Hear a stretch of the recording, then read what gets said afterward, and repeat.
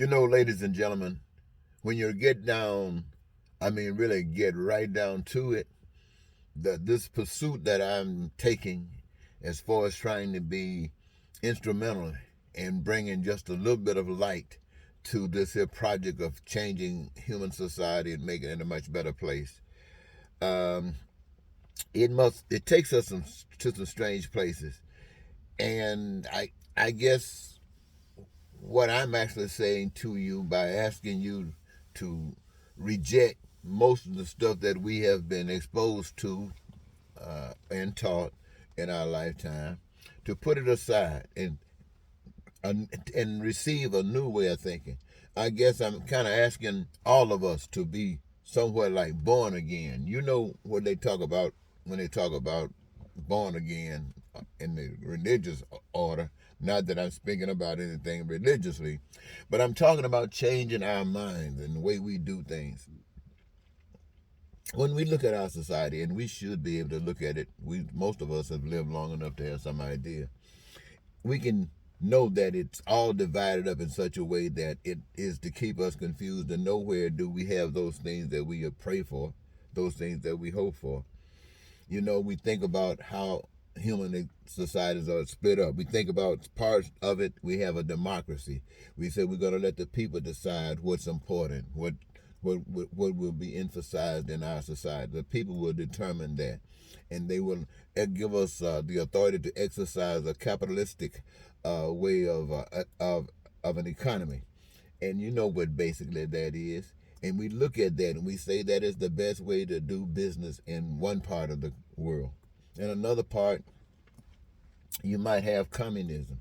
Communism, where we basically say that everything belongs to the people or the state, and that everybody will contribute into the state or to the people, and everybody will be getting equally what their cuts out of whatever is the product of it or the result of it. Or, and to them, that is the best kind of system, just like democracy and capitalism. You got communism expressing things the communistic way. Then you might have socialism. Socialism, they might say, is a little bit different because it allows one to be rewarded, so to speak, based upon what they contribute. So if you contribute more, you get more. And basically, the same, still everything belongs to the state, belongs to the people. But this is how that economy works from there. But then you got times when you have uh, communism trying to institute a bit of capitalism, or you might have socialism trying to institute a bit of capitalism, or any other type of form of government that might exist anywhere. They all claim to be the best. This is why they're split it up into that different. I'm just saying this to all of us common people, just the common people. I know the smart people already know this, but we common people, we have to talk about it sometime. So everybody is in the same old boat, being confused, thinking that theirs is the best. And then some of them think that theirs is so much better, especially those who follow the basic principles of Karl Marx and Engels, Frederick Engels, who might say that capitalism is so bad that it has to be overthrown, violently overthrown. Now, why would you say that it got to be violent? It means basically that they're not going to give it up any other way without violence. And here it is, none of them presently today work the way they're supposed to work. And how are they supposed to work? The way that they're supposed to work is the way that would produce peace, that would produce prosperity for everybody, that would produce freedom for everybody, that would produce joy for everybody, that would produce the people's dreams coming true. That's the way it is supposed to work, that these things will happen. And in order for these things to happen, people got to be respected in those things that are common amongst all of the people, who take from that which has been given to them by none other than something we can't see, taste, or feel. But the evidence is existence, and all of us having the common requirements, necessities, and each of us having a gift. Ooh, wow, I'm saying a lot.